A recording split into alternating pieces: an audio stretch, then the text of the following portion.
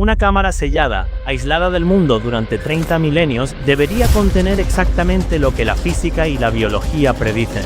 Lo que los buzos realmente recuperaron desafió cada una de esas predicciones. La cueva Cosquer, en el sur de Francia, alberga arte prehistórico más antiguo que Lascaux, pintado por humanos cuya costa ya no existe, y esparcidos a través de hundimientos inundados en la península de Yucatán en México. Huesos de animales que no debieron estar allí aparecieron perfectamente conservados. Los científicos aún no pueden explicar completamente ninguno de los dos lo que había realmente dentro de estas cuevas submarinas selladas. Imagina esto: estás a 37 metros bajo el Mediterráneo, dentro de un túnel tan angosto que apenas cabe tu cuerpo, sin luz natural, sin nadie que sepa exactamente dónde estás, y de repente tu linterna falla.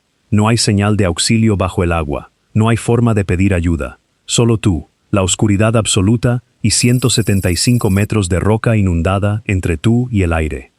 Eso le pasó a un hombre en los años 80, y en lugar de abandonar, siguió volviendo. Una y otra vez, solo, durante 6 años, sin decirle a casi nadie lo que había encontrado al otro lado de ese pasadizo. Porque lo que había al final de ese túnel no era una simple cueva vacía. Era una habitación sellada desde la última glaciación, con pinturas en las paredes hechas por manos humanas miles de años antes de que existiera la escritura, antes de que Egipto construyera una sola pirámide, antes incluso de que el nivel del mar tuviera la forma que conocemos hoy. Lo que estás a punto de escuchar no es una leyenda. Es una historia real, reconstruida a partir de investigaciones científicas y expediciones que costaron vidas humanas. Un buzo obsesionado, un fraude que casi se traga la verdad, animales que no deberían existir en ningún registro artístico de esa época, y un reloj geológico que ahora mismo está borrando la evidencia para siempre. Quédate hasta el final, porque lo más inquietante no es lo que ya se descubrió, sino lo que probablemente sigue ahí abajo, esperando. Un instructor de buceo, que no sabía lo que había encontrado a mediados de los años 80, cerca de un promontorio rocoso al sur de Francia, un instructor de submarinismo llamado Henry, llevaba años explorando la misma franja de costa. Conocía cada saliente, cada grieta, cada corriente de esa zona del Mediterráneo casi de memoria. Pero en 1985 notó algo que no encajaba, una abertura estrecha en la roca, a más de 30 metros de profundidad, que parecía continuar hacia el interior de la montaña en lugar de terminar en la nada. La mayoría habría anotado la coordenada y seguido su camino. Él no. Decidió meterse. Lo que encontró fue una galería sumergida que se internaba casi 200 metros en la piedra, inclinándose poco a poco hacia arriba, siempre en penumbra total, siempre a merced de la cantidad de aire que llevara en la espalda. No había garantía de que aquello llevara a ningún sitio. Podía ser un callejón sin salida, un colapso de roca, agua estancada sin final. Y sin embargo, siguió avanzando. No en una sola inmersión, sino en decenas de ellas repartidas a lo largo de años, memorizando la ruta metro a metro, porque no había otra forma de sobrevivir a un trayecto así. En una de esas inmersiones en solitario, su fuente de luz falló en pleno corazón del pasadizo. Tuvo que regresar a tientas, guiándose por el tacto y por una memoria que, de fallar en un solo giro, podía dejarlo atrapado sin oxígeno suficiente para intentarlo otra vez. Años después, reconocería que ese momento lo marcó profundamente. Durante todo ese tiempo, nadie lo acompañaba. No había equipo de rescate en la superficie, ni cámaras, ni institución respaldándolo. Solo un hombre, una idea fija y un túnel que se negaba a revelar su final. El momento en que pidió ayuda, hacia 1990, después de años empujando los límites de esa exploración en soledad, comprendió que había llegado al punto donde continuar solo era simplemente demasiado peligroso. Fue entonces cuando decidió sumar a 2 hermanos, buzos experimentados originarios de Bélgica, para extender juntos la guía de cuerda que marcaba el camino de regreso a través del pasadizo. Avanzaron con extremo cuidado, conscientes de que el fondo del túnel estaba cubierto por sedimento fino como polvo. Un solo movimiento brusco podía convertir el agua transparente en una sopa opaca donde quedarse sin visibilidad significaba la diferencia entre salir con vida o no salir. Llegaron a algo que ninguno esperaba del todo, una superficie de agua en calma con una bolsa de aire atrapada justo encima, señal inequívoca de que más allá existía un espacio seco esperando desde quién sabe cuándo. La cuerda guía se acabó antes de confirmarlo, así que tuvieron que dar media vuelta sin pisar tierra firme. El misterio de esa zona seca quedó sin resolver casi un año más. En junio de 1991, uno de los dos hermanos regresó para completar el tramo final de la guía, permitiendo por primera vez alcanzar la primera sala seca de forma segura, aunque esa inmersión fue breve y apenas alcanzó a asomarse al lugar. La cámara que había esperado desde la edad de hielo. Semanas después, llegó la inmersión que cambiaría todo. El descubridor original regresó, acompañado de su sobrina y de dos amigos más. Esta vez el grupo avanzó más allá de donde nadie había llegado antes, adentrándose en una cámara que llevaba sellada, sin contacto con el exterior, desde el final de la última glaciación. Cuando la luz de sus linternas iluminó las paredes y aparecieron las primeras marcas, la primera reacción de Henry no fue de asombro. Fue de sospecha. Pensó que alguien había bajado hasta allí y había pintado grafitis sobre la roca, porque la idea de que existiera arte genuino de la edad de piedra dentro de una cueva a la que solo se podía acceder con equipo de buceo técnico sonaba, sencillamente, demasiado improbable para ser cierta. Poco a poco, mientras observaban con más calma, la sospecha se transformó en otra cosa completamente distinta. La certeza incómoda de que estaban frente a algo que ningún ser humano había vuelto a ver en decenas de miles de años. Ese debería haber sido el gran clímax de la historia. En lugar de eso, la tragedia llegó apenas unas semanas después. La tragedia que obligó a hacerlo público. En septiembre de 1991, 3 buceadores procedentes de otra ciudad francesa, que habían escuchado rumores informales sobre el hallazgo dentro de la comunidad local de submarinismo, decidieron explorar el mismo pasadizo por su cuenta, sin la experiencia acumulada durante 6 años que sí tenía el descubridor original. Se perdieron dentro del túnel y no lograron encontrar la salida a tiempo. Los 3 murieron. Piensa en la física brutal de ese escenario. A 37 metros de profundidad, el aire de una botella se consume varias veces más rápido que en la superficie.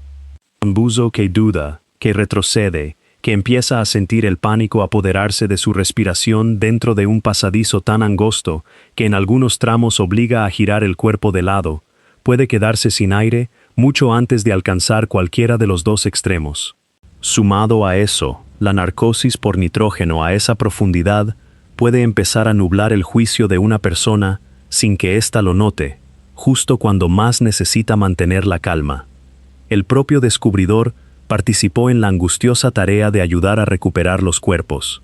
Después de vivir eso de cerca, mantener el hallazgo en privado dejó de ser una opción moral.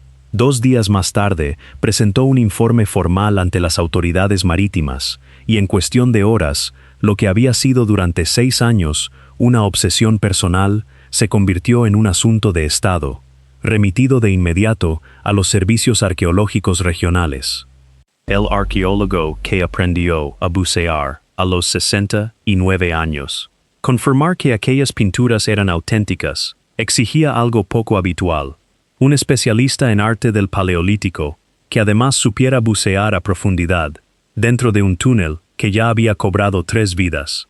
Casi nadie en el mundo académico reunía ambas condiciones. Las autoridades recurrieron a un investigador con más experiencia en periodos posteriores de la prehistoria, simplemente porque era uno de los pocos físicamente capacitados para completar la inmersión. Días después se sumó otro especialista, esta vez centrado en arte rupestre, que ni siquiera sabía bucear cuando conoció las primeras fotografías del hallazgo. Quedó tan fascinado que aprendió a bucear a los 69 años solo para poder estudiar la cueva en persona, regresando decenas de veces en los años siguientes, pese al mal tiempo y el mar embravecido.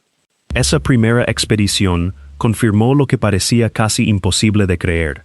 Las pinturas y los grabados eran genuinamente antiguos, no una puesta en escena moderna dentro de una cueva de difícil acceso, la sombra de la duda.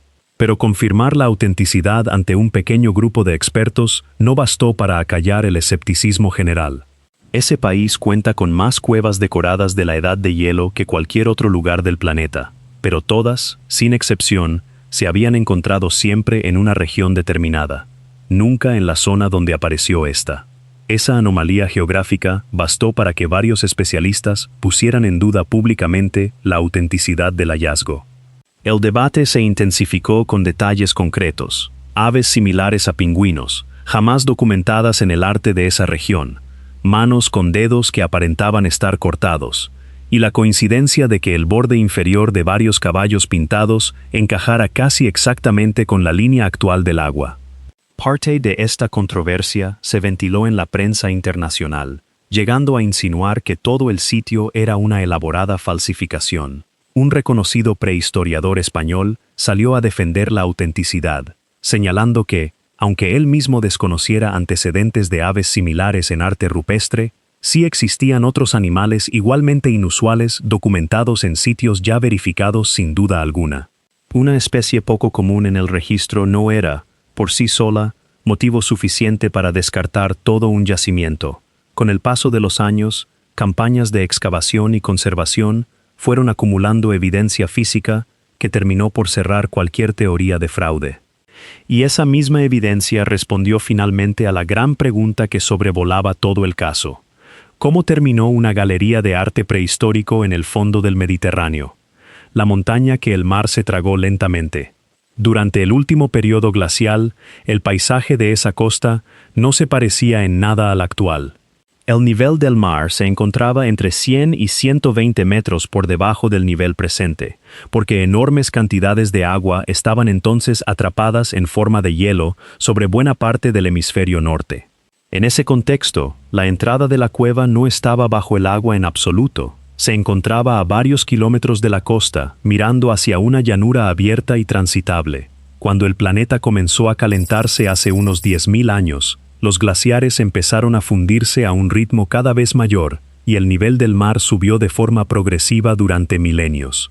La línea costera avanzó tierra adentro sin pausa, hasta cubrir por completo el valle frente a la cueva y, finalmente, hasta sellar la propia entrada bajo toneladas de agua salada. Nadie ocultó esta cueva a propósito. El mar la fue ahogando, poco a poco, sustituyendo un derrumbe de piedra por una barrera de agua igual de eficaz.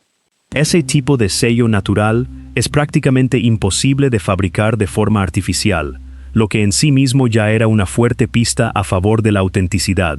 Pero demostrar la antigüedad real de las pinturas todavía requería ciencia dura, verificable en laboratorio.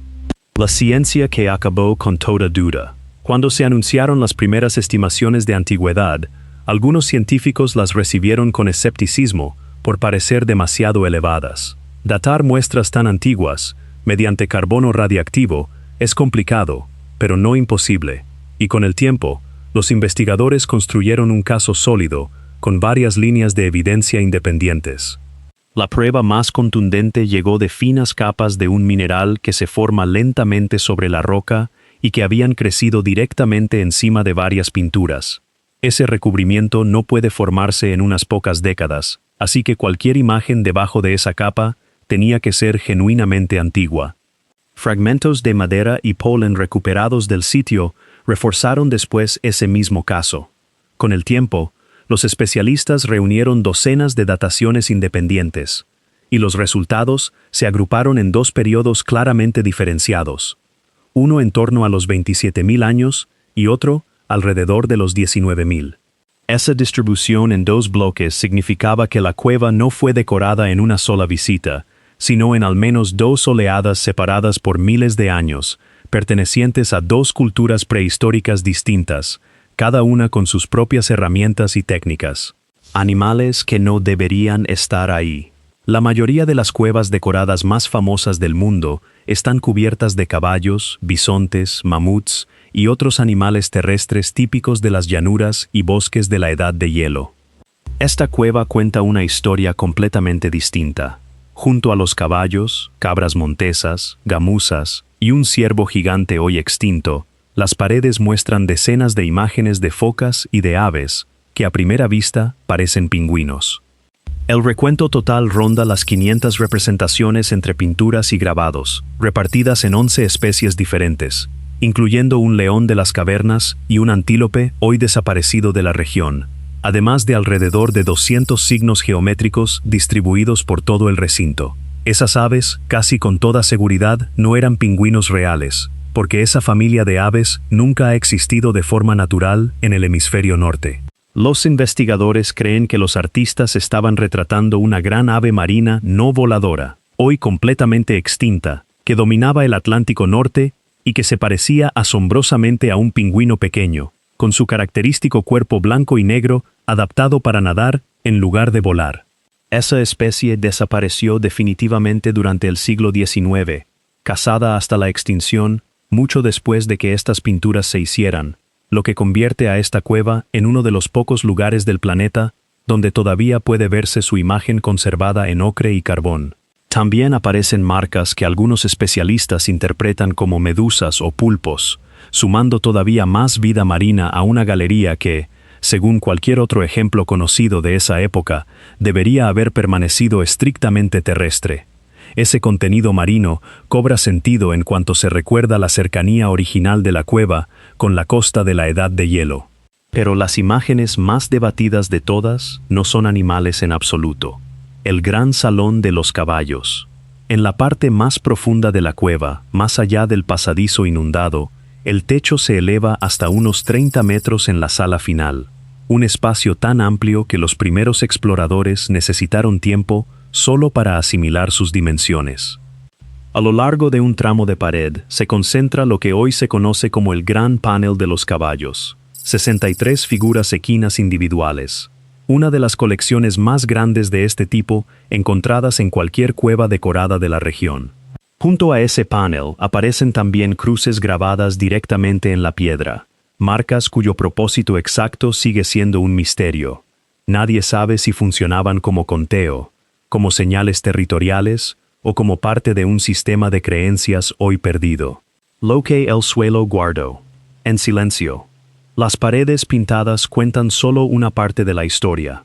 El suelo de las zonas secas conserva sus propios rastros, protegidos por el aislamiento casi absoluto del lugar, restos de carbón de antiguas fogatas y antorchas, y un pequeño número de herramientas de piedra dispersas.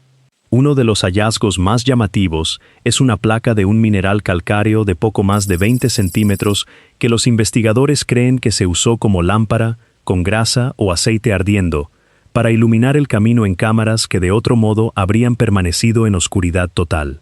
Este carbón importa tanto como el arte de las paredes, porque puede datarse de forma directa, confirmando la cronología que ya sugerían las propias pinturas.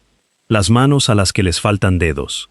Entre las obras más antiguas de la cueva, se cuentan decenas de siluetas de manos, creadas presionando la palma contra la roca y soplando pigmento alrededor para dejar un contorno fantasmal. Las cifras exactas varían según la fuente. Algunos registros oficiales hablan de poco más de 50 siluetas, mientras que otros investigadores han contado hasta unas 65, realizadas tanto en rojo como en negro. Un número sorprendentemente alto de esas manos parece tener uno o varios dedos ausentes. El pulgar casi siempre aparece completo. Son los demás dedos los que desaparecen de forma sistemática. Un patrón que se repite en otros sitios de la misma cultura prehistórica repartidos por Europa. Existen varias teorías en competencia, que los dedos simplemente estaban doblados hacia adentro, fuera de la vista. Que se trata de secuelas de congelación, ya que ese patrón específico coincide con cómo el frío extremo daña realmente las manos. Que era un sistema de señales, un alfabeto gestual temprano, o según un grupo más pequeño de especialistas, mutilación ritual deliberada. Algo que otros consideran poco probable dado el riesgo de supervivencia que suponía para cazadores que dependían de sus manos. Nadie ha logrado zanjar cuál es la explicación correcta, y esa incertidumbre convierte a estas manos en uno de los detalles más discutidos de todo el arte paleolítico conocido. Las figuras humanas que casi nunca aparecen. El arte rupestre de esta época casi nunca representa figuras humanas completas. Los artistas de entonces eligieron abrumadoramente animales, signos geométricos y siluetas de manos, dejando el cuerpo humano prácticamente fuera de la ecuación en la inmensa mayoría de los sitios conocidos en Europa. Esta cueva rompe ese patrón con dos grabados inusuales. Uno combina el cuerpo inferior de una foca con el torso superior de un hombre. El otro, más desconcertante, representa a una persona alcanzada por una lanza o un arma similar, descrita por los investigadores como la imagen de un hombre herido o muerto. Nadie sabe qué historia intentaban contar esas escenas. Podría ser un accidente de caza, una advertencia simbólica, una escena ritual o algo ligado a creencias sin ningún otro registro. Lo seguro es que ambas imágenes son extremadamente raras para esta etapa del arte prehistórico. Lo que el mar ya destruyó para siempre. Como el nivel del mar subió de manera gradual, las secciones más bajas de la cueva fueron las primeras en quedar sumergidas, y buena parte de lo que decoraba esas paredes inferiores ya se ha perdido, disuelto o desgastado por el agua salada. Lo que sobrevive hoy se concentra en las cámaras superiores, las que permanecieron sobre la línea de agua el tiempo suficiente para conservarse. El interés científico en el sitio se enfrió durante años tras el descubrimiento de otra cueva mucho más accesible, que absorbió buena parte de la financiación disponible. No fue hasta más de 2 décadas después que la alarma volvió a sonar, cuando un equipo documentó un deterioro acelerado causado directamente por la subida cada vez más rápida del nivel del mar. Esa advertencia devolvió la conservación del sitio al primer lugar de la lista de prioridades. La erosión continua y la subida moderna del mar siguen presionando lo que queda. Este arte sobrevive con el tiempo en su contra, algo que las cuevas secas del interior no tienen que enfrentar. La segunda entrada que se mantuvo, en secreto, durante 30 años. En marzo de 1992, los investigadores localizaron una segunda entrada al sistema, completamente distinta del pasadizo submarino original. En lugar de hacerla pública, las autoridades mantuvieron su ubicación en secreto absoluto durante más de 3 décadas, por temor a accesos no autorizados que pusieran en riesgo un sitio ya extremadamente frágil. Hoy, sumergirse en la cueva real está prohibido para el público, y el acceso queda reservado a un pequeño número de investigadores autorizados, bajo estricta supervisión científica. Para que el público experimente el sitio sin poner en riesgo el arte original, se construyó una réplica detallada a escala real que abrió sus puertas en 2022, recreando con precisión las cámaras y las pinturas más importantes, incluido el gran panel de los caballos. Además, los científicos generaron un escaneo digital completo de las secciones superiores que todavía sobreviven, una memoria congelada de un lugar que, tarde o temprano, el mar terminará por reclamar por completo. Un patrón que se repite al otro lado del planeta. Lo fascinante es que esto no es un caso aislado. A miles de kilómetros, bajo la selva de la península de Yucatán, en México, existe una de las redes de cuevas inundadas más extensas del planeta. Ahí, unos buceadores encontraron un pozo vertical de más de 50 metros de profundidad, y en su fondo no había roca vacía, había huesos, cráneos, colmillos y esqueletos casi completos, como si algo los hubiera ido reuniendo durante milenios. Durante la última glaciación, ese pozo era una trampa seca y abierta. Los animales se acercaban al borde, caían y no lograban salir. Cuando el hielo se derritió y el agua subterránea subió, selló el pozo bajo agua dulce, fría y sin oxígeno, deteniendo casi por completo la descomposición. Entre esos huesos apareció también el esqueleto casi completo de una joven que vivió hace unos 13.000 años, con rasgos craneales distintos a los de las poblaciones nativas americanas actuales, algo que durante años alimentó teorías sobre migraciones separadas hacia el continente. Su material genético reveló que pertenecía exactamente al mismo linaje ancestral que originó a las poblaciones modernas. La forma del cráneo había cambiado dentro de una misma población, no por la llegada de grupos distintos. Un solo esqueleto, conservado por ese mismo sellado bajo el agua, desmontó una teoría que llevaba décadas discutiéndose. Junto a ella aparecieron perezosos gigantes, felinos de dientes largos y parientes extintos de los elefantes, conviviendo al parecer con los primeros humanos de la región. ¿Por qué el agua conserva mejor que el aire? En ambos casos, el mecanismo es prácticamente el mismo. Sin oxígeno disuelto, las bacterias de la descomposición no funcionan. Sin cambios bruscos de temperatura, no hay ciclos de congelación y deshielo que fracturen el material. Sin corrientes fuertes, no hay sedimento raspando superficies. El mismo fenómeno que pareció sellar estos lugares para siempre, resultó ser, paradójicamente, la razón por la que hoy todavía podemos estudiarlos. Y este patrón no se limita a estos dos sitios. Existen otras cuevas selladas durante millones de años que, al abrirse, han revelado ecosistemas completos funcionando sin luz solar. Cada cueva sellada que se ha abierto ha obligado a reescribir algo que se daba por sentado. Una carrera contra el tiempo. Y aquí está la parte que debería preocuparnos de verdad. El sello que protegió estas cuevas durante milenios se está rompiendo, no de golpe, sino de forma lenta y medible. Cada centímetro que sube el mar reduce el margen de aire dentro de la cámara seca. Cada tormenta empuja agua salada hacia grietas donde el pigmento sigue adherido desde hace 30.000 años. Y se suma un problema nuevo, microplásticos arrastrados por las corrientes, filtrándose hacia un espacio que permaneció aislado durante toda la historia de la civilización humana. Las secciones que ya están por debajo de la línea de agua actual están, en la práctica, perdidas. Lo que todavía se conserva es apenas una fracción de la galería original, y buena parte del deterioro grave podría producirse dentro del margen de una sola vida humana. Un archivo que sobrevivió intacto durante 30.000 años de completa quietud podría no sobrevivir otros 75.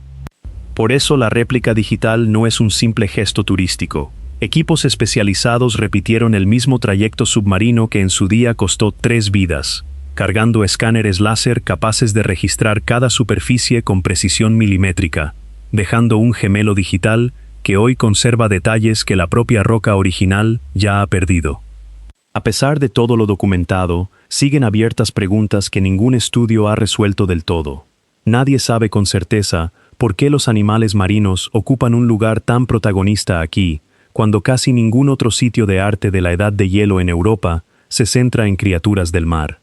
Nadie sabe qué significaba realmente el gesto de las manos con dedos doblados o ausentes, y nadie ha logrado explicar por qué dos grupos humanos, separados por miles de años y con herramientas distintas, eligieron ambos ese mismo lugar remoto y peligroso, ni si el segundo llegó a saber que el primero había estado allí antes. Todo lo que se sabe hoy se sostiene sobre dataciones de laboratorio verificadas, análisis de capas minerales y décadas de trabajo de campo extremadamente arriesgado, llevado a cabo por buzos y arqueólogos dispuestos a repetir, una y otra vez, el mismo trayecto que en 1991 se cobró 3 vidas.